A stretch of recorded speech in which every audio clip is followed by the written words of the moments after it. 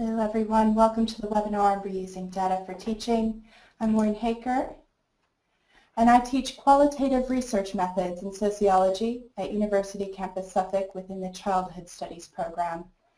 My colleague, Kathryn Simpson, is based at University of Manchester and teaches quantitative research methods. With us we also have Joe, who will be helping to facilitate this webinar. Before we go on, I just want to check that everyone can hear us. So if you could please let us know by clicking on the screen.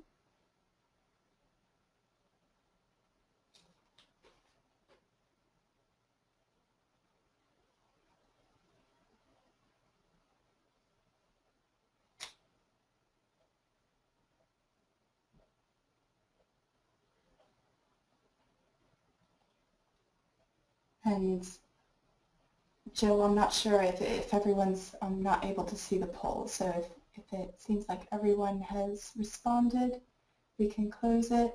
If you are having any issues, you can check your volume, check that your speaker headset is plugged in, or you can change to listening on the phone. Also, we are recording this webinar and it will be posted on the UK Data Service website. What we're planning to do today is to go over very briefly how and why you might consider using data in your teaching. From there, I'll signpost you to 3 teaching resources available through the UK Data Service that reuse qualitative data, and then I'll hand over to Kathryn, who will do the same with quantitative data. We aim to talk for around 30 minutes in total, with time at the end for any questions. Please use the chat facility to type in any questions as they occur to you, but we plan to take all of those questions at the end. Usually when we think of reusing data, we often think about some kind of secondary analysis project or a restudy. However, data reuse projects come in all shapes and sizes, and the UK Data Service is now getting a lot more resources available for reuse projects specifically within the classroom.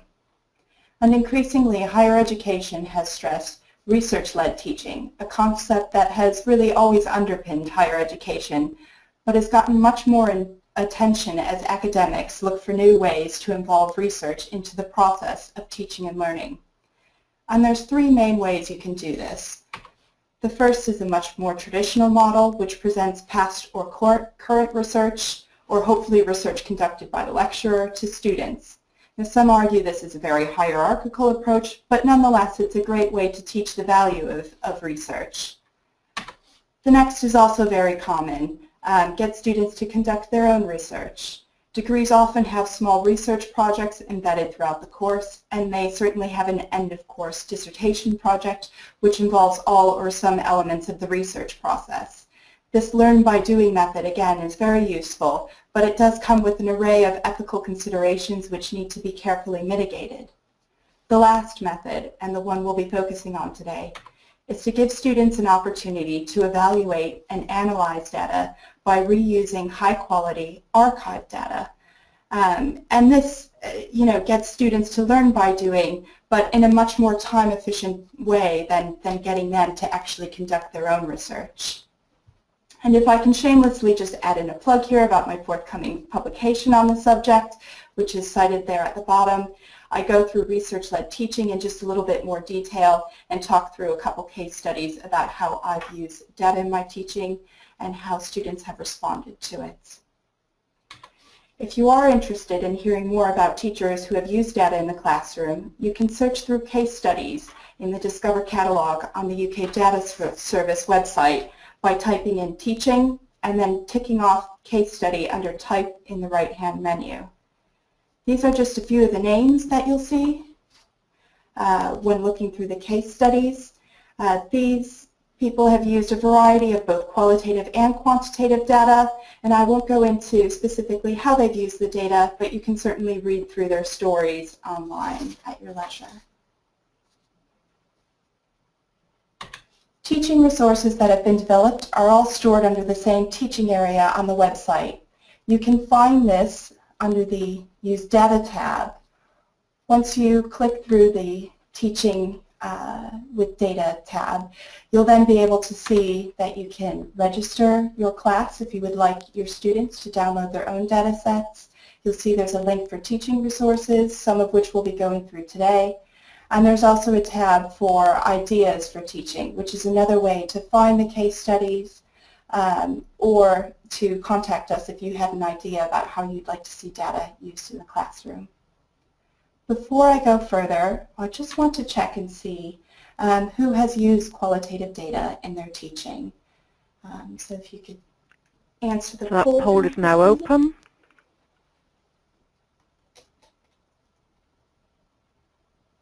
Three-quarters voted.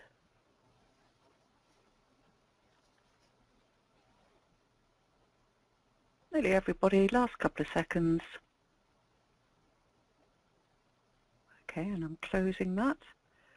And what people should be able to see is that we've had 38% say yes and 62% no. Okay, so quite a bit of room there for looking into how you might be able to incorporate qualitative data. If I can just go back to the teaching area on the website, if you click through to the teaching resources, specifically on the left-hand menu, you'll find that there's 4 gray tabs along the top of the screen. The ones I'll be talking about today are all listed under the Qualitative and Mixed Methods tab. When you click through, you'll see a variety of different resources, and they all sort of have this short description underneath describing them. And for the first resource that I'd like to show you, I want to go to the bottom of this list, which is the thematic guides. Our thematic guides are really useful if you have a general topic area that you want to cover and are looking for quick links or resources which specifically cover that theme. And these, I should say, are useful whether you want to use qualitative or quantitative data. There's a bit of both within these resources. Some of the themes include aging, crime, education, environment and energy, ethnicity, health and health behavior, housing and the local environment, and the labor market. And here is what the aging thematic guide looks like. And as you can see, there's links to key data as well as other resources which include video tutorials on using that data, student guides and handouts about the particular topic that you're looking at, and also tips on analyzing data that covers that topic. The thematic guides put together many different resources. However, we're also developing resources that focus on a specific data set or a specific concept. For example, if you go back to that main teaching area on the website, you'll find a number of resources that link to very specific concepts. So I wanted to go through one of those in particular, which focuses on Stan Cohen's Folk Devils and Moral Panics. In 2014, Bethany Morgan-Brett, who currently teaches at UEL, digitized Stan Cohen's Moths and Rockers collection and developed this resource. The full collection is not available, unfortunately, in digital form due to copyright issues, but she was able to incorporate some of the elements of that data set into this resource. The resource is set up so that students can first explore the background of Cohen's study and then begin to interrogate some of the concepts through the data. The first of these, for example, focuses on folk devils, and students are invited to sort through newspaper articles and then compare these accounts to excerpts from Cohen's interviews with witnesses to the events. And finally, all steps of this resource end with these activity stops. So you can see activity stop 1 and activity stop 2 on this page. And these are just a set of questions that you can address to either groups of students or individuals to check their learning along the way. This particular resource would require students to be able to access computers so that they can fully explore some of the data. A few of the other resources, however, include handouts which can be printed off and used in a more sort of traditional classroom without computers. Before the third and final qualitative resource, I just wanted to go back to this list in the teaching area so you can see what other options are available. This is a growing list, So for example, I'll be publishing another resource in the next few weeks that gets students to think about the practical and ethical issues inherent in sampling methods. That resource uses Annette Lawson's 1980 study on adultery, and it'll be available as a printed activity sheet that you can hand out to students. If at any point you make a resource that you'd like to share on our website, feel free to contact us and we can look at getting it published online alongside these resources. The final resource that I wanted to show you is one of our newest features of the UK Data Service website, and it's called QualiBank. It's an online tool for searching, browsing, and citing qualitative data. It works very much like Google, so students will find it very intuitive to use. If you're trying to get students to find data for, say, an assessment or a project, they can simply just type in a keyword, as I've done here with typhoid, and then press go, and you'll, of course, get back the results. Now, the results don't just sort of sort through abstracts about the collection. They actually sort through the data itself. So the results that you get here are actual interviews with that keyword written in it, which is very useful. And if you click through one of those results, like I've done here with one of the interviews, you'll find that there's both external resources as well as documentation on the study or details about how that study was conducted. If you click onto one of these, you'll drop down to the very end of the interview, and you can see there might be perhaps an audio recording of the interview, there might be photographs associated with that interview, or there might be something externally, such as a link to a publication perhaps that came out of that study. What's really useful about this resource as well is that you can cite data. So you'll see there's a Create Citation button on the left. So let's say you found something within this interview and you want to use an excerpt in a piece of writing. All you would need to do is highlight the text that you want to cite, click the Create Citation button, and it will generate a citation for that piece of data. And if you actually click onto the URL that's at the very end of that citation, it will bring you exactly to that paragraph within the interview online. So this resource not only makes finding what you're looking for much easier, but it also stresses the importance to students of exploring background information and citing your sources where appropriate. I'm now going to pass over to Kathryn, and she'll go through using quantitative resources. Hello, and thank you very much, Maureen, for handing over to me. My name is Dr. Kathryn Simpson, and I teach quantitative methods here in the Politics Department at the University of Manchester, as well as developing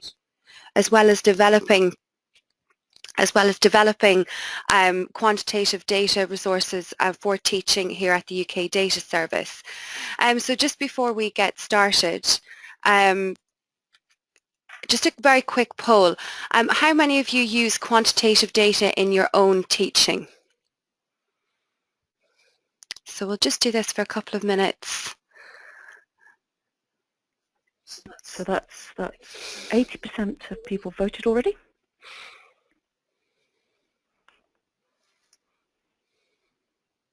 And that's nearly everybody, so Okay. close that and share the results, and it's 3/4 are using the data already. Okay, so about 77% of you have voted that you're using quantitative methods in your teaching, which is fantastic to hear. So hopefully I'll be able to highlight the teaching resources we have here at the UK Data Service. So beginning with our teaching resources, just a recap on how to find these.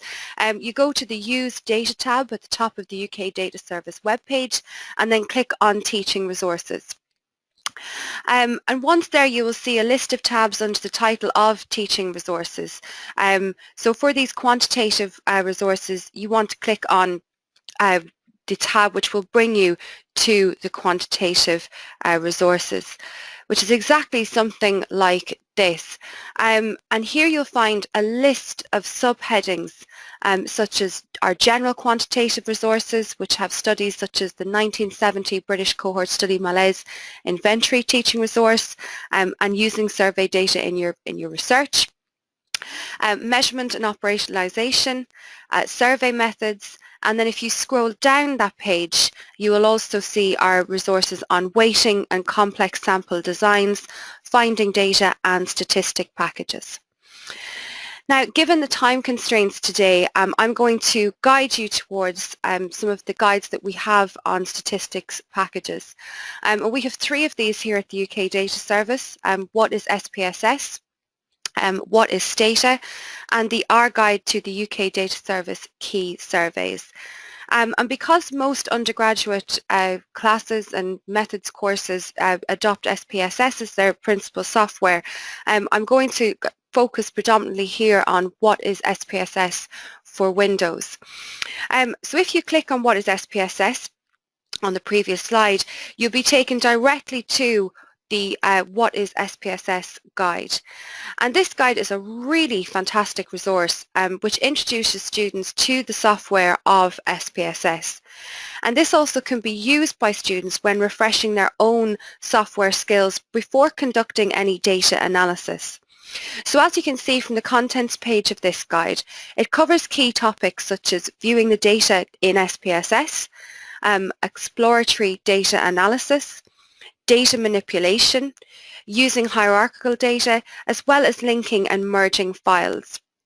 And this is very much a step-by-step guide using one of the main surveys that we have here, which is the British Social Attitude Survey. And it's very easy to follow for both students and for teachers. In my experience, students really like using this guide because it walks them through the process of opening the data set and those early stages of data analysis. All our other software guides, so the Stata and also the R Guide, follow the same format as this one and use a variety of data sets, which I'm going to highlight here. Again, we have a large source of teaching data sets, and these can be very easily accessed and downloaded from the UK Data Service search engine Discover, which Maureen has already introduced you to. So if you click on the Discover Our Teaching Datasets tab, this will again bring you directly to the Discover search engine with all of our teaching datasets. And again, we have a wide variety of teaching datasets which cover topics such as health, crime, and social and political attitudes. And some of the most notable teaching datasets we have are datasets such as the Living Cost and Food Survey, the Health Survey for England, Understanding Society, the Crime Survey for England and Wales, and the Quarterly Labour Force Survey. And these are regularly updated, so it is very much getting students to engage with real data in the classroom. Now, if you want to download any of these teaching data sets, you simply click on the Download Order button and you'll be redirected to the UK Data Service website and you download the data. If you haven't already registered, you can also register there. This is a very quick process and you're able to access the data extremely quickly. It's also worth noting that some of our data sets can be analysed online via the UK Data Services Data Analysis Interface, which is called Nestar. And this can be done where there is an Access Online tab, which you will see here in the middle of the page here, Access Online under the Crime Survey for England and Wales, but also for the English Housing Survey. And all you need to do again is click on that, and that will bring you directly to the data set you have selected in Nestar. Now, in Nestar, you can conduct exploratory data analysis with students. You can also conduct cross-tabulations and correlation analysis. And again, this is very easily done by clicking on each of the relevant tabs at the top of Nestar. So at the very top here you can see we have description, we have tabulation, and we have analysis. And this is the data set for the crime survey for England and Wales for 2011-2012. And also it's worth noting that even though you have clicked on the crime survey of England and Wales in this instance, you also have a huge list of all of the teaching data sets that are available on Nestar for analysis on the left-hand side. To introduce you now to what we call our student resources pages, and I don't want the title to throw you off here, as the student pages and the accompanying using survey data guide is a really great resource for teaching, and I very much recommend that you draw your students towards it. Again, you'll see on the right-hand side, the Using Survey Data Guide principally uses the crime survey for England and Wales. And again, similar to the SPSS slides, or SPSS guide, it walks students through the initial stages of data analysis. So for example, you can see potential research topics and questions, levels of measurements, getting started with survey data, data analysis, and reporting your results. And again, very easy to access this guide. You just click on the image on the right hand side and it will bring you to the PDF of the guide. The next one then that I would like to kind of encourage your students to join, and I think which is a really, again, a great resource that we have here, is the UK Data Service Student Forum. Now, the UK Data Student Forum is on Facebook, and it's very much a group discussion forum on how to source and use data from the UK Data Service. We also provide peer-to-peer support for students using data in their research. Now, the group has about 170 members from various institutions from all over the United Kingdom and Ireland, but it very much does support those initial stages. So instead of Googling their problem, we recommend they post their question here and we can direct them to what they need to do.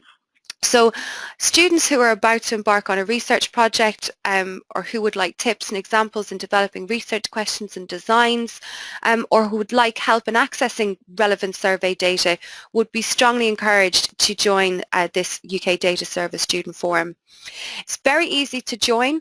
The link for the forum is on the student resources pages on the UK Data Service website. You just click on the link. You'll have to sign into Facebook. If you don't have a Facebook account, again, you can simply register and create one, and you ask to join the forum. I moderate the forum, and we really do strongly encourage students to ask questions and queries that they have with regards to data analysis.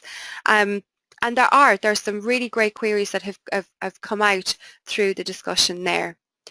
The final thing then, I think, which is in relation to our teaching resources, is the UK Data Service has launched an undergraduate dissertation prize this year. And again, we would very much like this promoted among teachers and students. The prize is open to any undergraduate student enrolled at a British or Irish university in any discipline within the social sciences. And what the UK Data Service will be doing is awarding a prize of £250 for a dissertation that demonstrates flair and originality in using quantitative data. The abstract of the winning dissertation, along with its key findings, will also be publicised on our website and to our networks within the social sciences through our quarterly newsletter. So it's very, very easy to enter. Your student would need to submit an executive summary, which is a maximum of 2 pages, outlining their research question, their data, methodology and results, and 1 table or graph. My email address is provided here, but also at the end of these slides, and the deadline for this prize is the 16th of May. So that is a very, very whistle-stop tour around our quantitative resources we have here at the UK Data Service, and Maureen and I would very much welcome any questions that you may have. Thank you.